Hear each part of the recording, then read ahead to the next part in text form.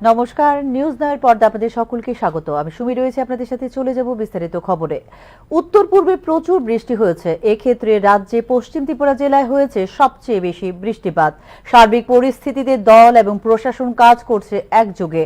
যে কোনো পরিস্থিতির জন্য প্রস্তুত সরকার। শহর আগরতলা জলমগ্ন এলাকা এবং ত্রাণ শিবির পরিদর্শন শেষে জানিয়েছেন মুখ্যমন্ত্রী ডক্টর মানিক সাহা। রবিবার সকাল থেকেই শহর আগরতলার জলমগ্ন এলাকা এবং ত্রাণ শিবিরগুলোর সরজমিনে পর্যবেক্ষণ করেন মুখ্যমন্ত্রী ডক্টর মানিক সাহা। এক্ষেত্রে সরাসরি কথা বলেন সংশ্লিষ্টদের সঙ্গে, খতিয়ে দেখেন প্রশাসনিক সহায়তাও। উত্তর পূর্বাঞ্চলে প্রচুর বৃষ্টি হয়েছে। এক্ষেত্রে রাজ্যে পশ্চিম জেলায়ও হয়েছে প্রচুর বৃষ্টি। প্রাথমিক পর্যায়ে জল জমলেও পরবর্তী সময়ে সরে গেছে জল। পরিস্থিতি নিয়ন্ত্রণে প্রশাসনকে দেওয়া হয়েছে নির্দেশ, জানিয়েছেন মুখ্যমন্ত্রী ডক্টর মানিক সাহা।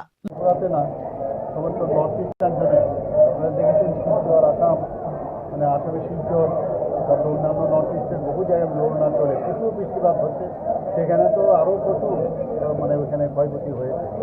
কিন্তু এখানে আজকে আমি এখানে এলাম ওয়েস্ট ডিস্ট্রিক্টে, কালকে এবং আজকে মিলে প্রচুর বৃষ্টিপাত হয়েছে এবং আমাদের আগরতলা একটা সুবিধা হয়েছে। কালকে জল কিন্তু এখানে জমেছিল, কিন্তু দেখা গেছে জলটা কিন্তু সরে গেছে। অর্থাৎ বেশি পরিমাণে বৃষ্টি হয়েছে, কিন্তু জলটা কিন্তু সরে যাওয়াতে একটা প্রমাণ হয়েছে যে জলের রাস্তা বেরিয়ে যাওয়ার রাস্তা কিন্তু ঠিক আছে। এটা নিয়ে অনেকে অনেক কথা বলছে। এখন হচ্ছে এটা আমরা বুঝতে পারলাম যে না, আমাদের ভিতরে সন্দেহ হয়েছিল যে এত জল কী করে জমবে। দেখা গেল কিছুক্ষণ বাদেই জলটা কিন্তু বেরিয়ে গেছে। তো এখন আজকে এলাম আমরা শ্রীলঙ্কা বস্তিতে গেছি, আরও কয়েকটা জায়গায় যাবো, প্রতাপপুর হয়ে যাবো, আমার বিধানসভার মতো কয়েকটা জায়গা আছে সেখানেও আমরা যাব। বিভিন্ন জায়গায় এখন পর্যন্ত প্রায় 24 থেকে 25টার মতো মানুষের যা খবর আছে, এখানে বিভিন্ন স্কুলে তাদের থাকার ব্যবস্থা করা হয়েছে, খাওয়া দাওয়ার ব্যবস্থা করা হয়েছে। মেডিকেল টিমকেও আমি বলেছি নিয়মিত যাতে এখানে আসে, পরীক্ষা নিরীক্ষা করে, হেলথে যাতে অসুবিধা না হয়, স্যানিটারির ব্যবস্থা যাতে ঠিক থাকে সেইভাবে নির্দেশ দিয়েছি। এবং আমাদের ডিজাস্টার ম্যানেজমেন্ট এসডিআরএফ, এনডিআরএফ এরাও কিন্তু, এবং ভলেন্টিয়ার আপদা মিত্র যারা, ওরাও কিন্তু করছে। তো সব মিলে আমরা তো এই ধরনের দুর্যোগপূর্ণ অবস্থার মধ্যে আমরা সবসময় আমরা জানি এই অবস্থার মধ্যে আমরা কতটুকু রেডি আছি, এটা সবচেয়ে বেশি ইম্পর্টেন্ট। আমরা সেইভাবে আমাদের প্রশাসন থেকে, আমাদের আগরতলা মিউনিসিপ্যালিটির তরফ থেকে, আমাদের যারা কার্যকর্তারাও আছে তারাও কিন্তু প্রচুর পরিমাণে পরিশ্রম করছে। এখন কথা হচ্ছে, এদিকে জলমগ্ন এলাকাগুলো থেকে সংশ্লিষ্টদের নিরাপদ স্থানে চলে আসার আহ্বান রাখলেন মুখ্যমন্ত্রী ডক্টর মানিক সাহা। পরিস্থিতি নিয়ন্ত্রণে দল এবং প্রশাসন একযোগে কাজ করছে বলে জানিয়েছেন মুখ্যমন্ত্রী। যে কোনো পরিস্থিতির জন্য সরকার তৈরি বলেও জানিয়েছেন মুখ্যমন্ত্রী ডক্টর মানিক সাহা। যে সরকারি যে নির্দেশ থাকে সেই নির্দেশ মেনে ওনারা যেন একটা প্রপার যে জায়গায় সেখানে যেন নিরাপদ তবে যেন চলে আসে, এই আবেদনটা আমি আপনাদের মাধ্যমে ওদেরকে আমি করতে চাই। পরে কিন্তু অসুবিধা হয়, অনেক প্রবলেম হয়। গত বছর আপনারা দেখেছেন কী অবস্থা হয়। আমি একটা আবেদন রাখবো, যারা এখনও মাইকিং করছে বিভিন্ন জায়গায়, তারা যেন চলে আসে এবং এটা প্রপার আশ্রয়স্থল যেটা নিরাপদ স্থান কয়টা টিম এবং কতজন টিমের আশ্রিত আছে অনেক জায়গায়। আমার কিছু বললাম একটু আগে, 24 থেকে 25টার মতো হয়তো আরও বেশি হতে পারে। তো সেই জায়গার মধ্যে যে নদীগুলো রয়েছে। প্রাক বর্ষা মরশুমের শুরুতে গত 3 দিনে 200 মিলিমিটারের উপর বৃষ্টিপাত হয়েছে শুধুমাত্র শহর আগরতলা। অপরদিকে বিশেষ করে পাহাড়ি এলাকার জলে সর্বোচ্চ বিপদসীমা দিয়ে বইছে আগরতলা লাইফ লাইন হাওড়া নদী। সার্বিক পরিস্থিতিতে আসন্ন বর্ষার মরশুম নিয়েই সবচেয়ে বেশি ভাবতে হচ্ছে রাজ্য সরকারকে। Bureau report, news now. এখনো বর্ষা শুরু হয়নি। এতে যদি হয় এই অবস্থা, তবে আসন্ন বর্ষা মরশুমে কি রকম দুর্ভোগ পোহাতে হবে সাধারণ মানুষকে। এক্ষেত্রে ফুটো হয়ে গেছে ট্রিপল ইঞ্জিনের প্রচারের ফানুস। জলমগ্ন পরিস্থিতির প্রতিক্রিয়ায় জানালেন বিরোধী দলনেতা জিতেন্দ্র চৌধুরী। চলছে প্রাক বর্ষা, আর এতে দুর্ভোগের শিকার সাধারণ মানুষ। কি পরিস্থিতি হবে বর্ষার মরশুমে তা নিয়ে প্রশ্ন তুললেন বিরোধী দলনেতা জিতেন্দ্র চৌধুরী। নতুন নতুন ড্রেন নির্মাণের কাজ বর্ষার আগে সম্পন্ন করা কোনোভাবেই সম্ভব নয়। এক্ষেত্রে ন্যূনতম যেন পাম্পগুলো চালু থাকে তার ব্যবস্থা করার দাবি জানিয়েছেন বিরোধী দলনেতা জিতেন্দ্র চৌধুরী। আসল বর্ষা শুরু হয়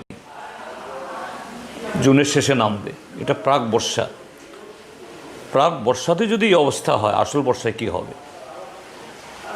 এখন দেখছি বহু রাস্তায় নতুন নতুন করে ড্রেনের কাজ ধরছে, মাটি খুঁড়ে কোথাও কোথাও কাজ করার জন্য জলের এই বাঁধ নির্মাণ করা হয়েছে। কি হবে ওই এলাকার লোকগুলো? যাই হোক, যেগুলো ধরেছে দ্রুত শেষ করা দরকার, এবং তারা শত চেষ্টা করলেও এই বর্ষা নামার আগে এই জল যাওয়ার জন্য যে সমস্ত ড্রেন ব্লকড হয়ে আছে এগুলি করতে পারবে, এটা অসম্ভব, হিউম্যানলি ইম্পসিবল। আমি বলছি না এগুলি করতে হবে, কিন্তু আমি বলবো পাম্পগুলো যেন চালু থাকে। শহর আগরতলাবাসীকে জলমগ্নতা থেকে মুক্তি দেবার ট্রিপল ইঞ্জিনের প্রচারের ফানুস ফুটো হয়ে গিয়েছে বলেও অভিযোগ করেন রাজ্যের বিরোধী দলনেতা। গত দুদিনের বৃষ্টিতে আগরতলা শহরের আনাচে কানাচে প্রধান রাস্তায় যেভাবে ঢুকলো, যে এই ট্রিপল ইঞ্জিনের সরকারের সমস্ত ফানুস এতে ফেটে গেছে। যে 18তে এসে তৎকালীন মুখ্যমন্ত্রী বললেন আগামী বছর থেকে আর 1 ফোঁটা জল দাঁড়াবে না, আমরা সুপার স্মার্ট সিটি করে ফেলছি। কিন্তু গত 7 বছরে আগরতলা শহর যেরকমভাবে পরিকল্পনা হয়েছে, লোকসংখ্যা বেড়েছে, এতে কিছু জল জমবে, আগেও জমতো, বামফ্রন্টের সময় জমতো না তা নয়,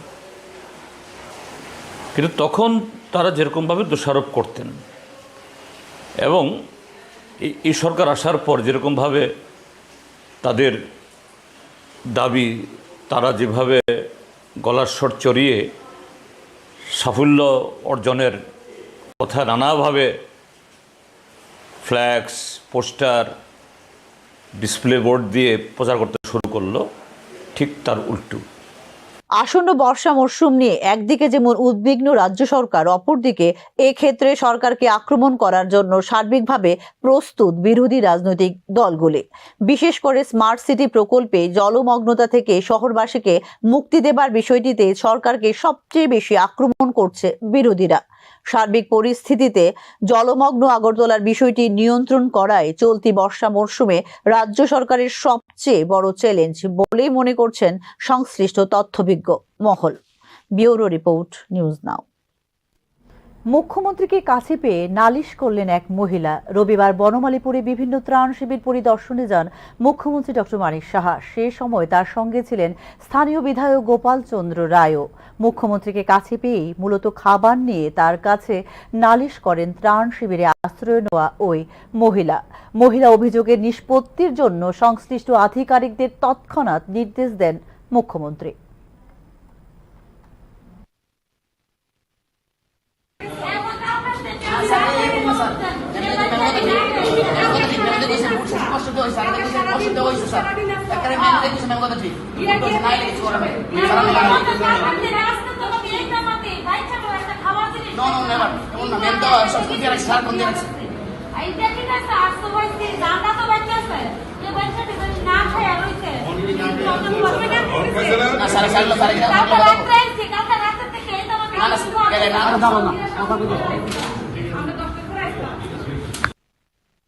এখনকার মতো সংবাদ এই পর্যন্তই। পরবর্তী সংবাদ দেখতে চোখ রাখুন নিউজ নামের পর্দায়। নমস্কার।